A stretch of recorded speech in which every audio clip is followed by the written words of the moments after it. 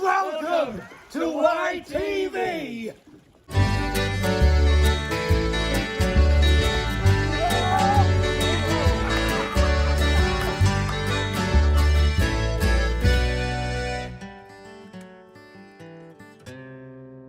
The Young'un!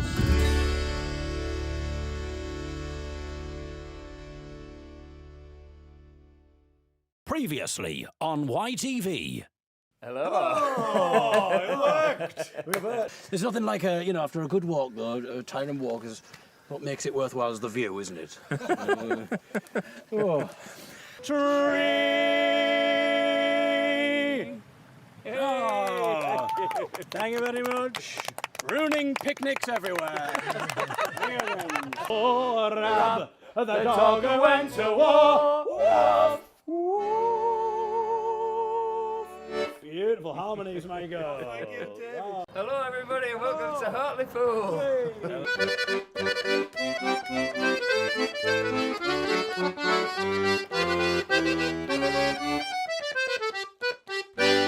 Are you a landlord and require an electrical inspection? Look no further than Gray's Electrical and Compliance. Gray's electrical compliance. I say this with defiance. It's hardly rocket science. They've got many happy clients at Gray's Electrical Compliance. When it comes to electricals, quite frankly, they're the dog's testicles. If you need rewiring, they're the men you should be or women, I don't know. The guys you should be hiring. I'm a rambler from Manchester way. I get all my pleasure the Hartlepool. Hello. Hello. Good evening.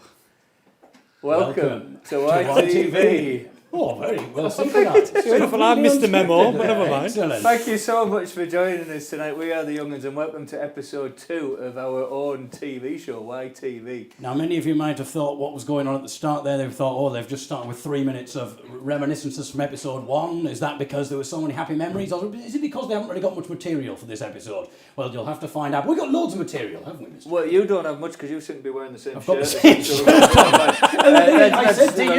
I said to you as a joke, I haven't got the same shirt on, have I? And it turns out we've looked at the footage, and I do have the same shirt. Well, But, never mind. If maybe if we get another, I don't know, donation, maybe I can afford another shirt, perhaps. And talking of donations, thank you so much to everyone who's donated money over the last few weeks. With no work for the foreseeable future, it really is greatly appreciated. So thank you very much indeed. So I've got a new pair of boxer shorts, got a new pair of socks, but we're still waiting the for same a shirt. shirt, So yeah. people can donate. I believe that is easy for them to see how to do that. But of course, if you want as well, you can donate a little bit more. You can donate £50 and I will sing you a ditty. I will sing you a jingle to advertise your product or to say hello to somebody or even to big yourself up if you're a bit of an egotist. I'll do you a jingle if you have £50 to put in the kitty. Just give us a donation of £50 and leave us a little message about what you'd like me to sing a little jingle about. But what else other than that, Mr. Cooney, is coming up in the show? Coming up tonight on YTV, we celebrate an amazing life story in song. Oh, I didn't know you'd written a song about me, Mr. Cooney. We launch our very own Olympics. We frolic with an American pirate, and we indulge in some East Suffolk pig squeezing. Lovely. How about a song first? Good idea. Well, shall we sing one of yours, Mr. Cooney? Then you get a bit of money. Yeah. Thanks. Clever. Yes, we're going to sing Garfo's Bus, inspired by our mate from Teesside, Garfo Hussein, who spent much of the past 5 years feeding thousands of people all over Europe out of the back of his bus. Well, the mistress left in from Rosebery Topping, and the moors were cold and green. And the driver swore there'd be no stopping as he made for the A19. And in the borough, lads and lasses were sleeping safe and still. When Garfo Hussein hit the road with 1,000,000 mouths to fill. It's beans and rice and beans, and a hand when you fall. For there's a friendly face, a better place, and a future for us all. He couldn't bear the lads and the lasses' faces On the TV screens, as they drowned and froze in hateful places with nothing but their dreams. So he bought a bus and he filled it up with beans and rice and tea. And on a winter's morning he headed south and crossed over the sea. It's beans and rice and beans, and a hand when you fall. For there's a friendly face, a better place, and a future for us all. Now in Dunkirk we remember yet the soldiers on the sand. 800 ships we'll not forget that came to lend a hand. But here comes one more vessel now across the angry sea, to serve 3,000 meals a day and 10,000 cups of tea. It's beans and rice and beans, and a hand when you fall. For there's a friendly face, a better place, and a future for us all. Now some have stared into his face and wondered if he's mad. But he knows he'd be in their place if it weren't for the chance he had. And the lads and lasses' hopeful faces are what drives him on. So he's to Garfo and his bus and a better world to come. It's beans and rice and beans, and a hand when you fall. For there's a friendly face, a better place, and a future for us all. Hey! It's beans and rice and beans, and a hand when you fall. For there's a friendly face, a better place, and a future for us all. For there's a friendly face, a better place, and a future for us all. Now the Thank you awkward very silence. This should, where applause should be, and I hope you are applauding at home. People are writing applause on the chat. Are they? Oh, No, thank you people so can't much. applaud, unfortunately, because they're too busy donating, Michael. Of course. That was Garfo's bus, and the first verse mentioned Rosebery Topping. I don't know if you can see this picture here. This is Rosebery Topping, our famous landmark on the Cleveland Hills. And this picture is one of my proudest possessions because it was actually painted by one of our heroes. It was painted by Johnny Longstaff himself. So, what next, fellas? Well, I mean, before we go to our first item, as we said last month, we have not spoken to each other since the last YTV episode in order to keep things fresh. Yes. And so have you been up to anything in particular, Mr. Cooney, that you would like to share with us? Yes, I've been looking after my little boy who has always got a cough, which means we've been tested several times, which is fine because he absolutely loves it. He loves sticking things up his nostrils, as most 2-year-olds do.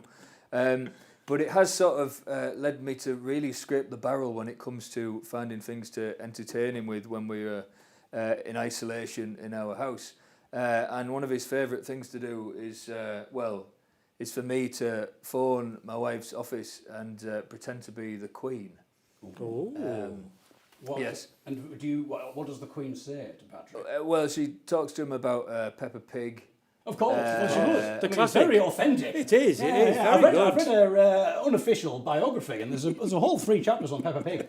So, Postman Pat and the redistribution of wealth. of course. There we go. Excellent. So, I've had an all right time of it, although I must, if I can, just very briefly just say something a little serious, because something very strange has happened to me over the last month. And, well, some people would call this a gift, and I see this more as a curse. I've recently become possessed by various folk singers.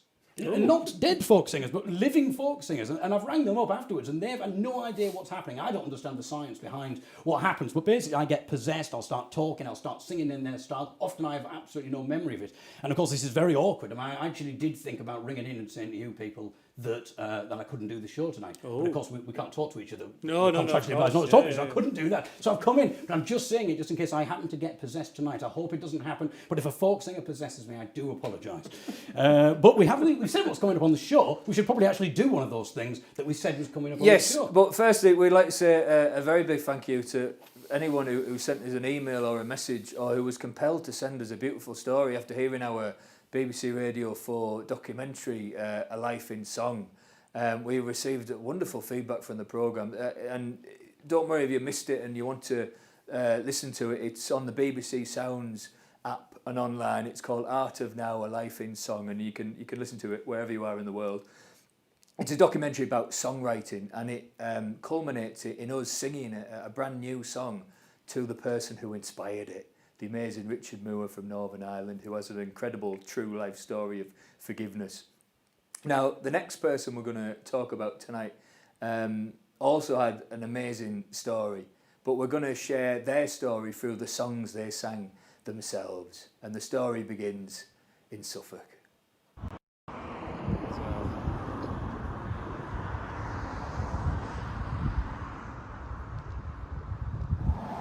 When Benjamin Britten was working on his Suffolk-based opera Peter Grimes here in the village of Snape, he wanted to include a traditional English folk song.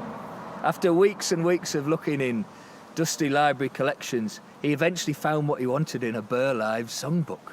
But it would have been far easier and quicker if he'd have just opened the window and asked his gardener, because Benjamin Britten's gardener at that point was a man whose whole life had been like a folk song. He was born at Southerton on the Land in 1892. As a teenager, he had ran away to sea, learning to sing whilst hauling the nets on trawlers out of Lowestoft. When he was 18, he got pneumonia, taken to hospital and given the last rites. Remarkably, he recovered just in time for the start of the Great War in 1914. He was at Loo and Ypres before receiving a life-transforming wound at the Battle of the Somme. It took 6 years of groundbreaking surgery to reconstruct his jaw, but during that time he had fallen in love through the window and got married from his hospital bed. Everywhere he went, he picked up songs. But it was only in his later years, after suffering the tragic loss of his wife and 2 sons within the space of 18 months, that he took to singing again in the pubs of this village, like the one over the road there, the Crown and the Golden Key round the corner.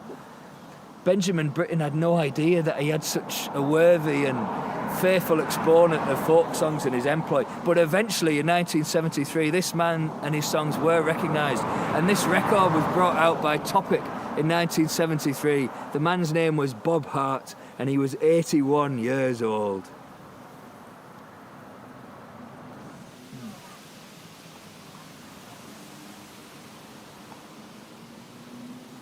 So Bob first learned to sing at sea, and this is one of the very first songs he picked up.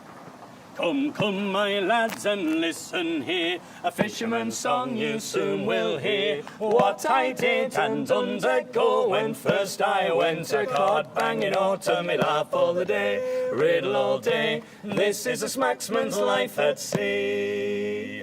How well I remember on the 14th of May, a big bark ship, she came our way. She came our way and did let fly, and the topsail halyards flew sky high to me laugh all the day, riddle all day. This is a smacksman's life at sea. And as we draw near Harwich Pier, the young and the old they soon draw near, to see us get our fish on deck and crack their skulls with a little sharp stick, to me laugh all the day, riddle all day. This is a smacksman's life at sea. And now my song is nearly done, I hope I've not offended one. I don't think I've got it complete, 'cause I've only been in the trade about a week, to me laugh all the day, riddle all day. This is a smacksman's life at sea, to me laugh all the day, riddle all day. This is a smacksman's life at sea.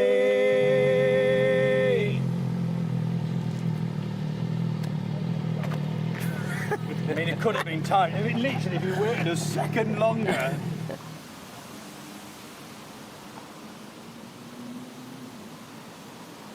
Because of the relationship we have with Folk East Festival here in Suffolk, in 2016 we were asked to work alongside an amazing cohort of extremely talented young musicians, the Aldborough Young Musicians, whose base is here at Snape Maltings. Now, Snape Maltings is a world-renowned centre of classical music and art. It was founded by Benjamin Britten. But in Bob's day, it was a working maltings. It was the biggest employer in the area by far. Maltings taking grain, turning it into malt to make beer and whiskey. And Bob worked here for 40 years. Now in 2016, our task was to create a performance piece with these young musicians that celebrated something of Suffolk and its heritage and its song. And John Marshall Potter encouraged us to listen to Bob's seminal album. Now, I think when young people today listen to the old singers, the source singers, the field recordings, sometimes it feels hard to access to the modern ear. Many of these recordings were collected in pubs when the singers were very elderly and misremembered things and went in and out of tune. But you've got to get beyond that, you've got to get into their world. And once we explained to the young people the story of Bob's amazing life, it just opened up from then on in. And they decided that we should tell Bob's story, taking 5 of his songs, 5 songs from his incredibly long repertoire, his big repertoire. And these 5 songs would cover 5 elements of Bob's life: land, sea, war, love and loss. And the most moving moment for us was when the young people decided to take Bob's version of the famous marching off to war song, The Scarlet and the Blue, and not just to reinterpret it, but to actually use Bob's voice in the recording, and it was really beautiful.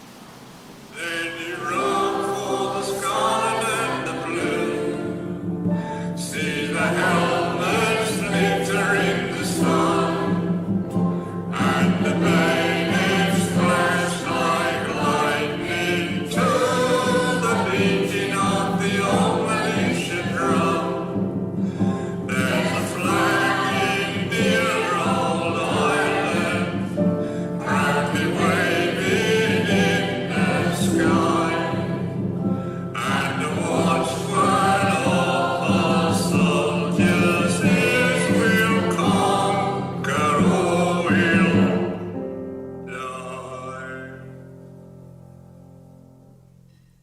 There's one that I have left behind, and that's my Nelly dear. I know that she'll be proud of me when I am far from here. And when I do return again, I hope you'll all agree. I'll take my Nelly to the church, a sergeant's wife she'll be. Then you run for the scarlet and the blue, see the helmets glitter in the sun, and the bayonets flash like lightning to the beating of the old militia drum. There's a flag in dear old England, proudly waving in the sky, and the watchword of our soldiers is we'll conquer or we'll.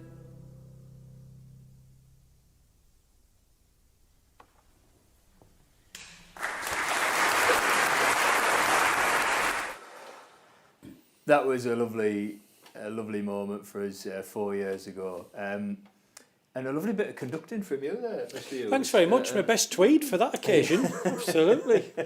We're going to continue Bob's amazing story later on in the programme. We've had a few messages coming in saying, how do we donate? Well, all you have to do is follow the link on the bottom of the screen there. That's theyoung'uns.co.uk/YTV. And that's how you can do it.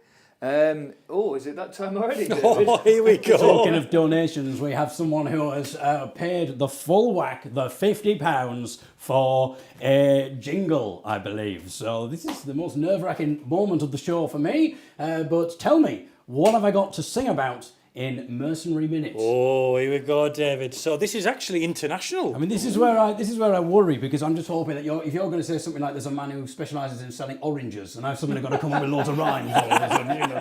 But here we go. Go on, Mr. So I Green. got internationally, David. This is All from right. from a company based in Minneapolis. Minneapolis. Well, there's the rhyme. Easy. That's an easy one for you to start off with. Start off at 10. Some people think I'm crapulous, but I've been to Minneapolis. I'm going already. So basically, yeah. So there's a company called McGregor Games. Right. And all we've got here for you to work with, Dave, is he says, we research and sell board, dice and card games from the past historicgames.com. Okay. So I'll give this a go then. McGregor, I think we've got. Do we have the picture? The cards are up on the screen. The cards are on the It's got an screen. example, yeah. My goodness. Okay, so. That's how we start. Just buy me a little bit of time there. When it. I don't care about jacks, 2s and 8s. Don't play those games with me mates. I'm not the kind of joker who bothers with poker. Uno, happy families and snap. Quite frankly, they're a load of crap. And when it comes to games, the leader of the pack is McGregor Games. McGregor Games. They specialise in games historically. How, and let me tell you, they're an independent seller. So when you buy from them, you ain't funding no monopoly. Throw away your Nintendo, your PlayStation and your Sega Mega Drive and get yourself a game from McGregor! There we are. Oh my goodness. Very off the cuff. I love it. Mr. David I mean, Eagle. it's a bit controversial, I know, but the folk charts are launching soon, aren't they? And I think the perfect release to get to number 1 will be, now that's what I call David Eagle's Mercenary Minute, Volume 1. Anyway. Oh dear me, there'll be more of Dave and his amazing mercenary minutes later on. The reason we were in Suffolk earlier on in the show, in our pre-recorded film about Bob Hart, was because we were down there to take part in Virtually Folk East, which was one of the very few festivals, certainly in our field, who put on a COVID-secure, safe festival this summer, and it was an amazing event, and it's all available to see through their website, Folk East.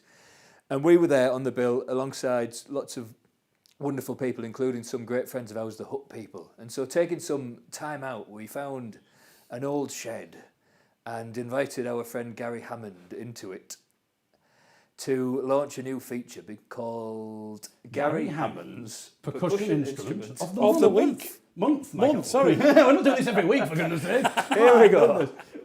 When it comes to banging, there is none better than Mr. Gary Hammond, percussionist extraordinaire, former percussionist from the beautiful South. In their heyday, Gary, they call it the Gary Hammond years, don't they? In the beautiful South lexicon. And he is now the percussionist in the Hut People, along with Sam Pert, the accordion player. How many percussion instruments would you say you have, Gary? On last count, probably around 1,000.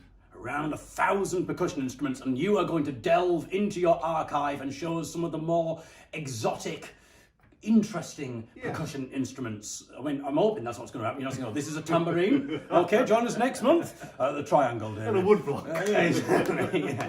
But you know, you never know. We'll see what happens. So we'll also maybe set you a challenge to see if you can teach me said percussion instrument as well. And we shall do this as a monthly feature, Gary Hammond's Percussion Instrument of the Month. I believe as well, Gary, that you've done some percussion stuff for documentaries and films. Yeah. Maybe just tell the viewers a little bit about that. Wildlife films and things like that. Or is it David or Richard Attenborough? I can remember his David name. Attenborough. David Attenborough, yes. Yeah. Films, stuff like that. You know, when you have to look. In the old days, when you had to actually match the sound when you're watching the TV screen in the recording studio, where now you just record it and they just slip it in. But it was good fun. What kind of things did you assimilate then? I remember a fish jumping out and grabbing this animal on a leaf in the Amazon. Right. I wasn't there, by the way. And I had to do this shaky thing coming out of the water and this sound for the eating the fish. My goodness. It was great. And then really I went off and got a patty and chips. It got me hungry. That's what you remember there. Yes. Well, I think the thing about it is, Gary, that we are going to maybe challenge you to at some point as well, because we're in this barn here to see if we can get you to play an assortment of whatever is around us, all the miscellaneous claptrap that is around this barn. But I think for the first month, Gary, it's time for your first exhibit. So what is Percussion Exhibit A? Exhibit A is one of my favourite instruments, the pig. The pig? I got these in. You can get these in any veterinary shops that sell food and things. And there's always toys in there. Now one of them blew up on me. So I've got his baby pig. I don't know what they're called, baby pigs. Piglets. Thank you, David. Yeah. Richard, David, ask your mate Richard Attenborough, he'll know. But these are great because all you do is squeeze them. Excellent. And that's it? That's it in the picture? Thank you very much. Thank you very much and good night. So shall we hear what you can do with this Well, instrument? yeah, you can play around so you can do rhythm work. So you can tap on your knees with your hands, but you can also squeeze pigs.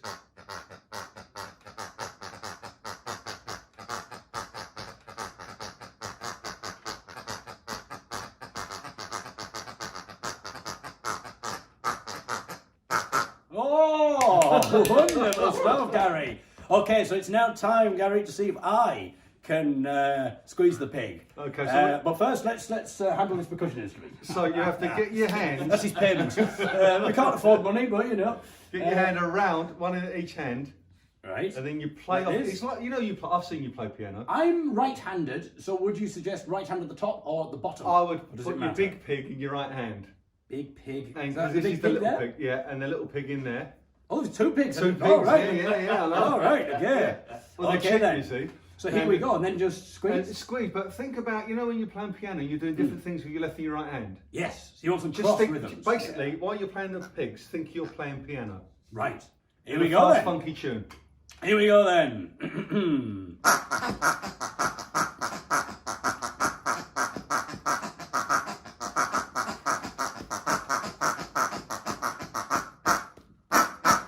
Oh! Hey! Ah. Wow. That Well, was- I think fast. That was Motorhead's Ace of Spades. Perfectly done. Gary Hammond, thank you very much, my friend. Thank you. David Eagle there, squeezing pigs in the authentic East Suffolk way. And let me guess what shirt you're wearing in that video. I do have other shirts. This is ridiculous. Well, we'll have another Gary Hammond's percussion of the instrument of the month next month. We've got a lot of time Same to practice shirt, yeah. with the same shirt and hopefully a better pronunciation of the feature. Yes, welcome back to Kids Corner, my favourite feature. Now, last month, you'll remember, well, maybe you don't, we invited our younger fans to send us some pictures to go on our wall to this address, YTV 45 Ash Furlong Road, Sheffield, S173NL. And let's open the young'un's mailbag and see what's inside. And there's no in there, David. Never mind, but please do send us something if you feel compelled to do so. However, I have something to exhibit for you right now, and it's Harry and Hamish Fagan, so the offspring of Nancy and James, Nancy Kerr and James Fagan. So Hamish is 9, I believe, and Harry is 7, maybe just turned 8. And they've decided over lockdown to make a bit of music together and to record an album. And there's a lot of original songs in there, but also some covers as well. And one of the songs that they have covered is a version of the song that we sang last month, Sing John Ball. Sidney Carter, wonderful song about the Peasants' Revolt, what all kids are into. Sing John Ball. Now, so they've done it, and this is taken from their album. I've had nothing to do with this. They sent me this, James has sent me this, and we're going to play it for you now, and you'll see why I'm particularly interested in you listening to this. But here we go. Hello people, it's Harry here, and I'm going to sing a song called Sing John Ball. I'm going to do it in David Eagle's accent. David Eagle is one of my personal music heroes. He's also a comedian, yes. Okay, so here we go. All shall be ruled by fellowship, I say, in the light that is coming in the morning. Oh, sing John Ball and tell it to them all. Long live the day that is dawning, and you're cool like a cock. I'll carol like a lark in the light that is coming in the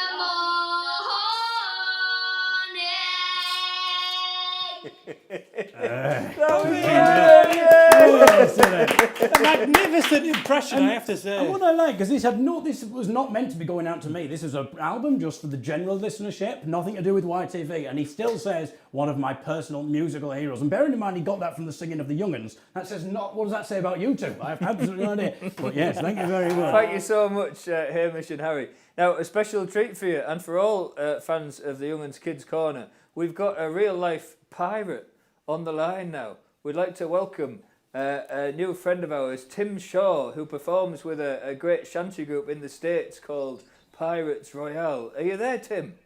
I'm here. How are you guys doing this evening? We're very well, Tim. And where are you talking to us from? I am right outside of Washington, D.C. in the USA. Oh, you wonderful. can smell the corruption from here. Yes, and one of the reasons for us talking to you is because you were very kindly donated £50 for us, but you didn't say that you wanted a jingle or a ditty. You've obviously heard the Mercenary Minute feature, and you don't want anything, any part of that. So what we thought instead is it would be a shame for you to pay £50 and for us not to get you involved in some way. And when we found out you were part of a band, Tim, we thought you could help us out with our song that we're going to sing in Kids Corner today. Yes, because Tim, most of our viewers have been in suspense for a full month now, wondering why we have a frying pan on the wall. And I think that needs some explanation. The frying pan comes with a story. 400 years ago, the good people of Hartlepool looked out to sea in dread, in fear of seeing the Spanish Armada. And they were told that if they were to sight the Spanish fleet coming to invade, they had to light the town beacon, which is like an enormous matchstick, and let everybody know, spread the word that the invasion had begun. But for some reason, the mayor of Hartlepool was confused. He was quite fond of a drink, and he thought he saw a sail of a Spanish ship, but it actually turned out to be a quite large seagull. And in his confusion, he lit the Hartlepool beacon, which caused great pandemonium across the country, so much so that Queen Elizabeth I, good Queen Bess herself, wrote him an angry letter saying, "There shall be no more firing of the beacons." No more firing of the beacon. But because the mayor was fond of the drink and not the best of readers, he misread the important letter to say, "No more frying of the bacon." And because of this, he confiscated every frying pan in Hartlepool, and for many, many years, the good people of that town were not allowed a fried breakfast. And of course, we know that the Queen today, Mr. Cooney, is a big fan of bacon. There's a whole chapter in a biography about peppered pig. Thank you, Tim. Thank you. So, why are we telling Tim this story, Dave? What do we want him to do? We would like you to be... Well, firstly, we would like you to be the Queen of England, Tim. Yes. Oh, you've got it already. Excellent. And we would like you to say, "Please don't fire the beacon." Please don't fire the beacon. Perfectly done. Exemplary, my goodness. And the next thing we would like you to do is to be the hapless Hartlepool mayor and to say, in a very authentic Hartlepool accent, please, "Don't fry the bacon." Don't fry the bacon. I mean, your accent's better than mine. This is what you get when you donate more money than everybody else. Hang on, I've just had a text from Harry. Oh, a new personal hero. Tim, excellent. Okay, so join in at home. We're going to sing a song that was written in Hartlepool by a bunch of school kids 10 years ago. It's called "No More Frying Bacon." And when we get to one of the verses, Tim, I'll give you the little nod there. Yeah. Or I think you're down here, actually. I'll tickle your head. And the first thing that we want you to say is the Queen's line, and then the mayor's line. Please don't fry the bacon and no more frying bacon. Here we go. I'll tell you the tale of a silly old man who confiscated all the frying pans. No more frying bacon, you silly old man. He was mistaken about the bacon, and now our poor bellies they are aching. No more frying bacon, you silly old man. Well, good Queen Bess sat on the throne and she ruled England all on her own. No more frying bacon, you silly old man. He was mistaken about the bacon, and now our poor bellies they are aching. No more frying bacon, you silly old man. For England was at war with Spain, and the silly old man, he went insane. No more frying bacon, you silly old man. He was mistaken about the bacon, and now our poor bellies they are aching. No more frying bacon, you silly old man. For he painted ever his beacon light, which gave everyone such a great big fright. No more frying bacon, you silly old man. He was mistaken about the bacon, and now our poor bellies they are aching. No more frying bacon, you silly old man. So good Queen Bess she tried to plead, but the silly old man could not quite read. No more frying bacon, you silly old man. He was mistaken about the bacon, and now our poor bellies they are aching. No more frying bacon, you silly old man. Okay, Tim, here we go. For she wrote, Don't fire the beacon. but he thought it said, Don't fry the bacon. Frying bacon, no silly old man. He was mistaken about the bacon, and now our poor bellies they are aching. No more frying bacon, you silly old man. so all because of a silly old man, Hartlepool had a frying pan ban. No more frying bacon, you silly old man. He was mistaken about the bacon, and now our poor bellies they are aching. No more frying bacon, you silly old man. He was mistaken about the bacon, and now our poor bellies they are aching. No more frying bacon, you silly old man. No more frying bacon, you silly old man. Oh, Hey. Tim.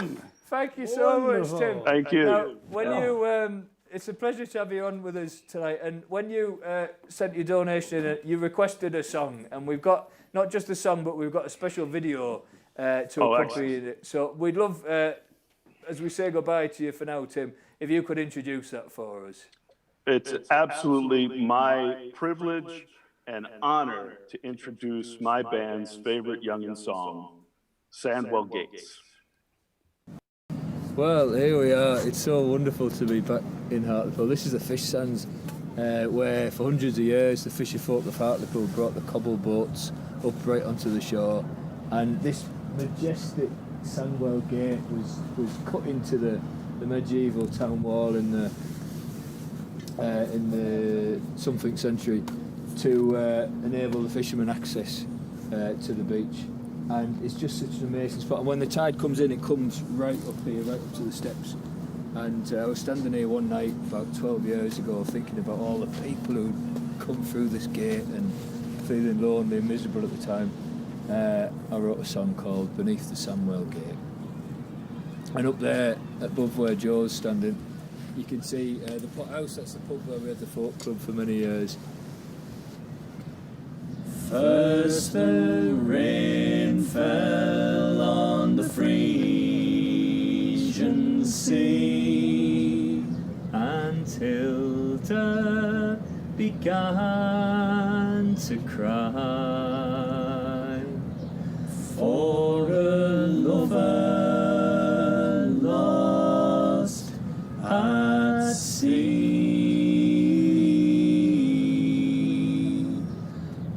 The giant cocks rolled by, but she would wait 'neath the Sunwell Gate, where the sea could taste her tears.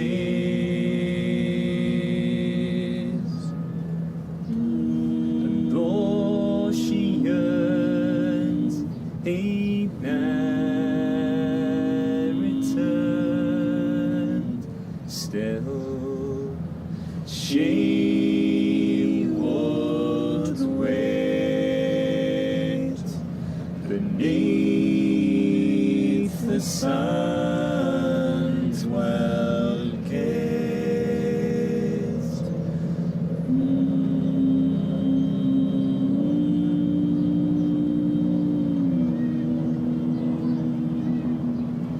Then the rain fell on the German Sea, and Mary began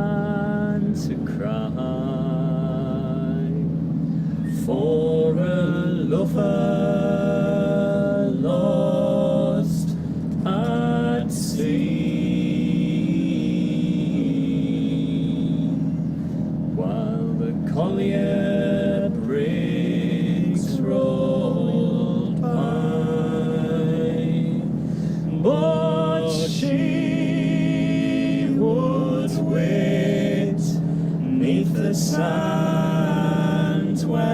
gate, where the sea could taste her tears.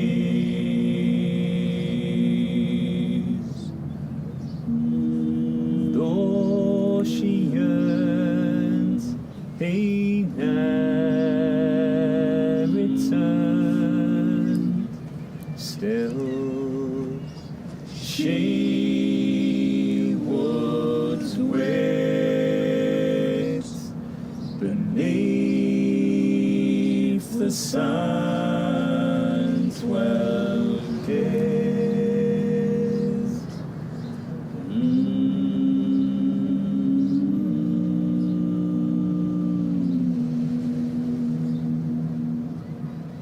Now the rain falls on the cold North Sea, and I start to cry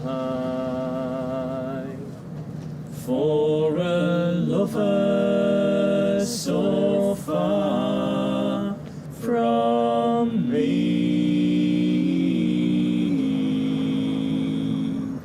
And there are no boats rolling by,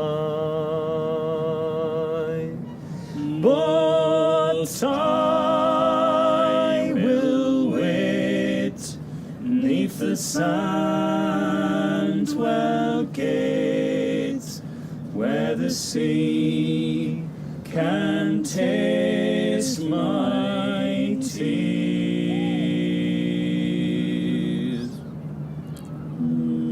With all the ghosts who love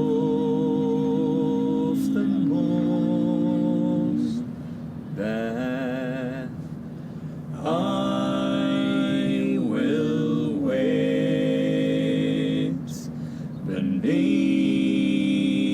the Sunwell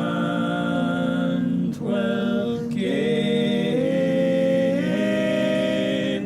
So I will wait 'neath the Sunwell gate, and the sea can have my tears.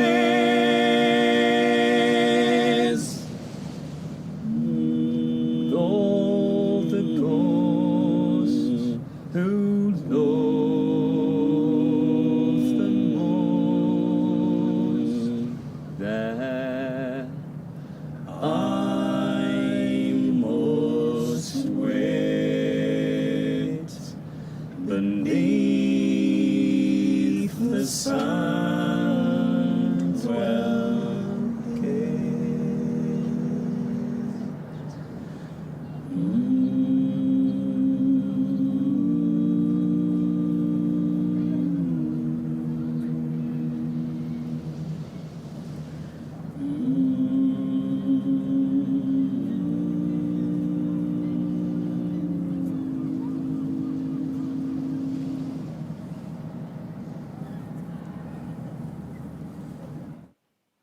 Fond memories there of a bright, warm August day in Hartlepool, standing beneath the Sunwell gate. And we recorded several songs on location in Hartlepool last month, and we'll be coming back to them on future episodes. But David Eagle, I think My goodness, it's happened again. Oh my goodness. So, Mercenary Minute returns. Another £50 has been donated. It has. And Michael Hughes, what the heck am I doing now? Well, this one comes in from one of our friends, actually, one of our lovely friends, Mr. Callahan, Matt Callahan, and he just says, could you dedicate a song to Borfel House Care Home in Manchester? Oh, lovely. Borfel House Care Home. I think I can probably do And something. he sent a picture in as well. I think we've got it on the screen there. Could probably. Oh, thank you. It bought me a bit more time. Bit of balls. Go. I think it's balls. Personal, Mr. Goody. I was thinking that. Yes.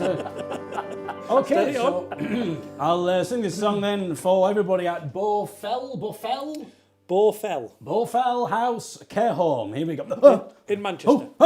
Oh, something's happening. Oh my goodness. Oh no, this is happening. Oh, I'll be possessed. Oh, I think it's John Borden. We sound like him. Borfel Borden. Oh, I've got an advert, John. This is not the time. Oh, as I was walking on my Zimmer frame, I heard a strange voice calling my name. He said, though you are old, your life may need not be lame. Oh, there is a place you should be going. Oh, Borfel Care Home, oh, Borfel Care Home. Sorry? Borfel. John, what are you doing? Was from Borfel House Care Home. Borfel House Care Home. I'm sorry I got the name wrong, but me memory is going. Oh, that is the place that you should be going. Oh, don't live out your days all alone. I'll go to Borfel Care Home. Oh, the residents are friendly. You can have a jolly good laugh. Sometimes I like to flirt with the pretty young staff. I pretend to be more disabled, so they'll help rub me down in the bath. I'll go to Borfel House Home.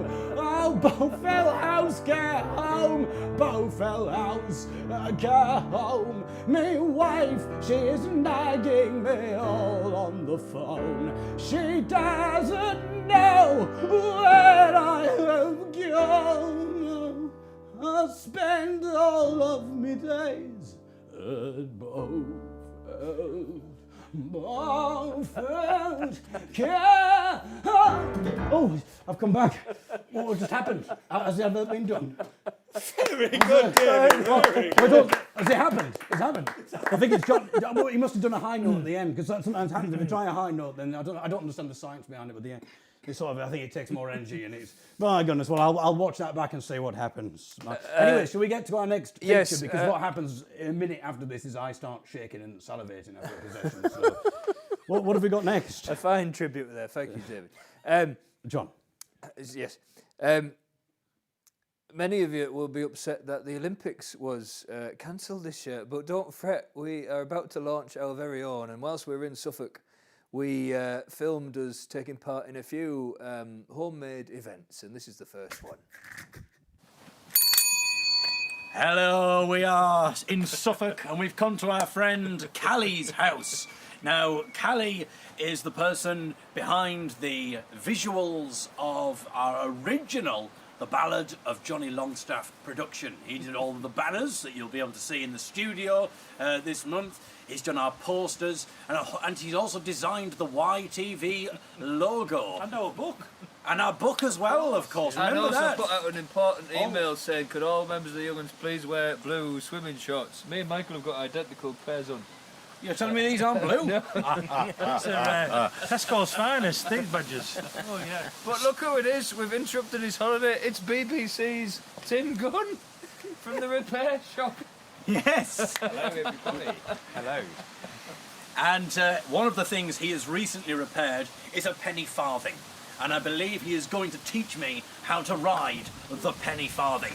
Also today, we are going to have the Young Uns, the Gentlemen's Olympics, or the Gentlemen's Triathlon, or the Young Uns Triathlon. My loafers, I've come prepared. He's come prepared. Yeah, absolutely. It's going to. The triathlon is going to involve a penny farthing time trial. It will be the fastest out of the three of us. It will involve a rowing boat time trial and the epic finale of the swimming race. Okay. But first, it's time to get some penny farthing coaching from Tim. Okay. Right. Come round the back. Right. Yes, that's my right. Yes, Okay. I'm ready for this. So, right, okay. You need to come round the back More here. social distancing here, everybody. Yeah. No social distancing. Right, okay. Yeah, So, shall I take? Is it best to take the run up? Just listen. Yeah, Okay. listen. Yes, that's all right. We're just trying to make it entertaining as well. Okay, all right. Okay. Sorry, Tim. Your left leg on there. Right, left leg on there. Okay. I assume you mean the No, right. no. That's it. There we are. Keep going. Got it. No. On there, you said. Come round. On the step. On the step. Ah, there we are. Okay. Right. Okay. Now the run up. Now, if you can, climb up onto the saddle. Have you got the saddle? You know which one that is? I've got it. I've got it. I'm on. Okay. There we are. Okay. Now find your feet on the pedals. Found my foot on the pedals. Oh, one of the pedals. There's the one. other one. There's the other one's down there somewhere. There There we are. you go. Oh. Yeah. No, I've got Bit of a wobble there. Right. Okay. So, Have we got insurance, David? Just a Oh yes, if you could donate another 25 quid, that'll cover our liability 25 insurance. for insurance, yeah. Okay, I'm pedalling. Right. Okay. We're doing very well. Oh, very, very good. Oh. We're going to go around the corner here. Oh. Don't know why. Every time I'm on a penny farthing, I always do an impression of a barn owl. One of those things.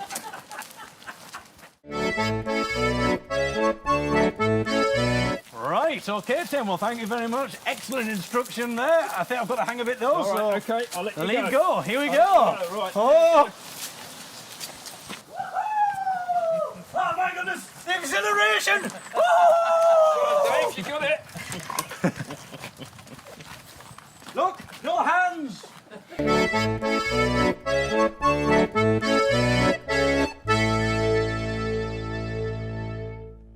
Okay, we've changed things up a little bit. We've decided to really get dramatic. So instead of it being a penny farthing time trial, I have the penny farthing. We have Michael Hughes, who's got a wheelchair. We've just found things in Callie's shed, essentially. There wasn't a person in it, by the way, in Callie's shed. He's got the wheelchair. Sean Cooney's got the wheelbarrow. We're going to do 3 laps around Callie's shed. We need the starting gun, so let's head to Tim Gunn. You just say bang and we'll begin. Do you want to offer some commentary as well, maybe, Ready? Tim? Okay. Steady. Bang! Oh, Michael's in the lead. Oh no! We're on the trigger!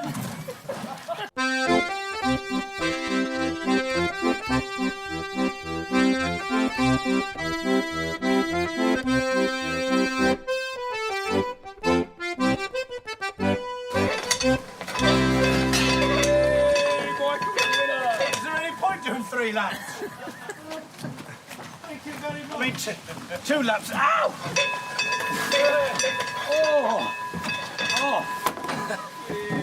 Unbelievable. Right, well that's just round 1 though. Michael is winning so far, but there is still 2 rounds to go. Yes, indeed. There are 2 rounds still to go, but we have decided to split this over multiple episodes because we realise this is going to be such a big draw. And so we are going to have the rowing time trial and the swimming race coming up as well. Plus, you may have tuned in especially to this episode to find out what happened when I was accosted by a dog. We sort of teased that with the trailer. Well, that will be coming up, not in this episode, but in a future episode. We just thought that was such a draw that we would sort of milk that for all it's worth. I'm not back to the dog again. But anyway, so yes, more Olympics. But we've got enough for October and November. So we've got the rowing and the swimming. However, in December, we would like to set you the challenge to challenge us. What live sports would you like us to take part in? And we could do them in the studio, maybe. So it could be the 3-legged race, perhaps. It could be the, or are you just pleased to see me? It could be the sack race. I'd prefer to be put on furlough, but you never know. Anyway, so what we want is we want your suggestions. So get in touch with us. What sports and activities would you like us to do? Yes, and a big thank you to BBC's Tim Gunn from the repair shop there, who, well, we basically ruined his holiday. Yeah, we just happened to see him, and then we thought, oh, we might as well do that. Yeah, but I think now is the time to return to the amazing story of Bob Hart.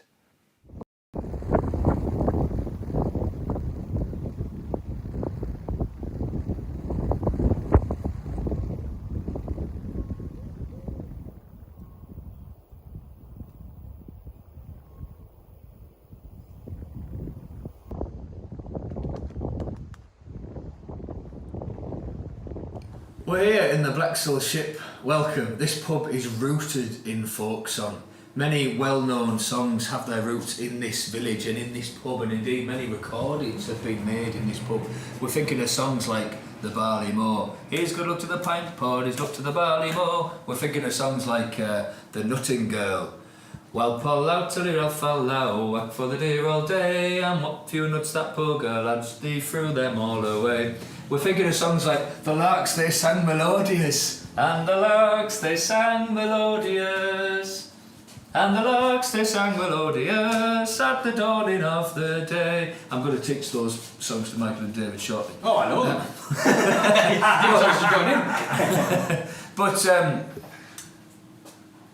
songs were very much a part of this village, this community, and there's an incredible film in 1955. The folklorist Peter Kennedy came here, and it's available online. We'll put the link up.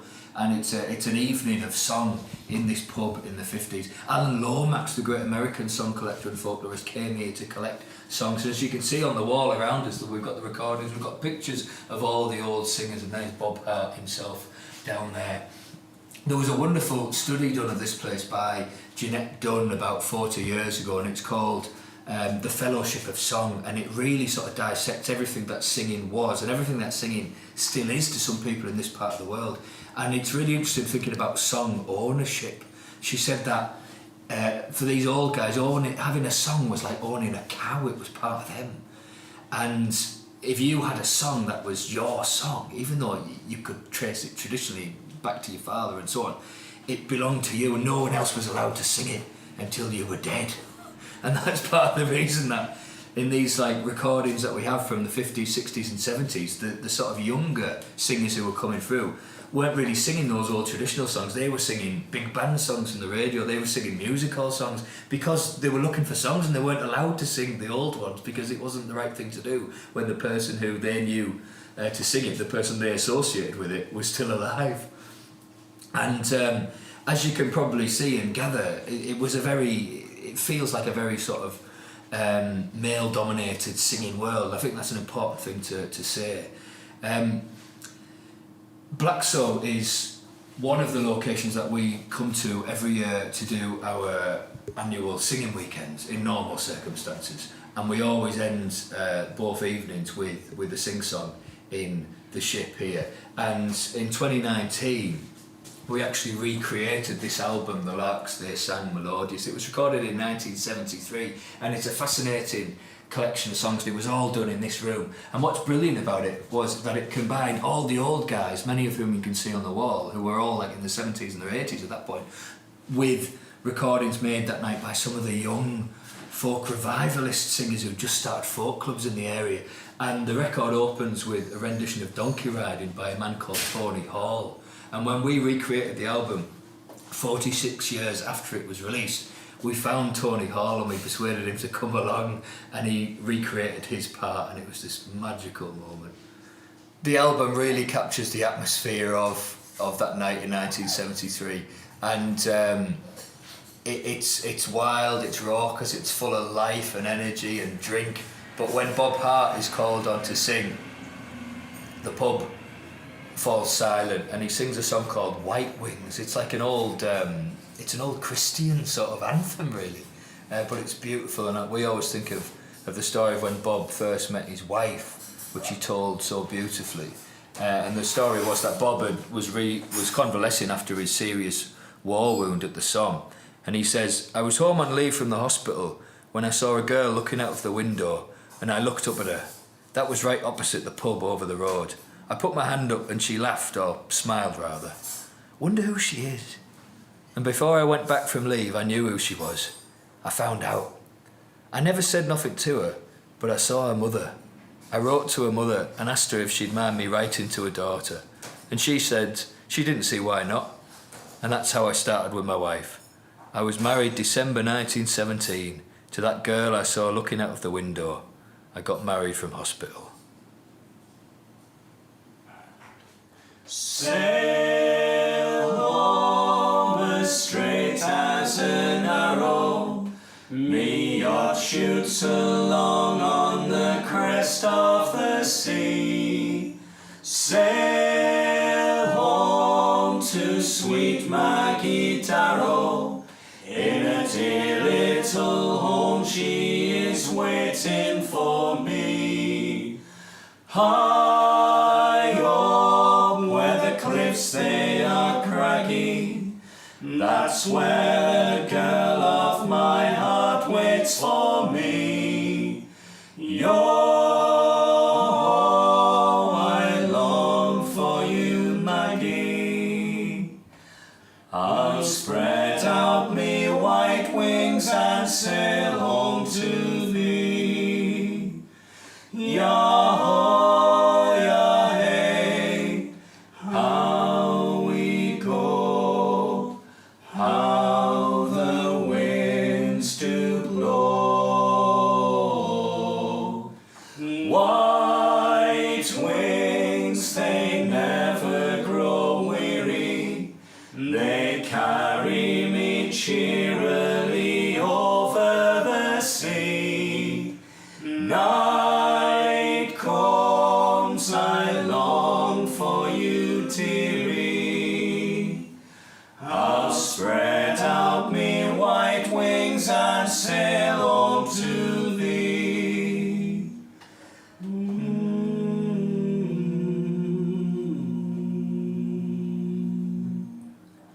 Sail home to love and caresses, where Maggie, my darling, is there by my side. Sail home, blue eyes and gold tresses, the fairest of all is my own little bride. Sail home to part from me never, always together life's voyage will be. Sail home to love thee forever. I'll spread out me white wings and sail home to thee. Yah-ho, yah-hey, how we go, how the winds do blow. White wings, they never grow weary, they carry me cheerily over the sea. Night comes, I long for you, dearie. I'll spread out me white wings and sail home to thee. I'll spread out me white wings and sail home to thee.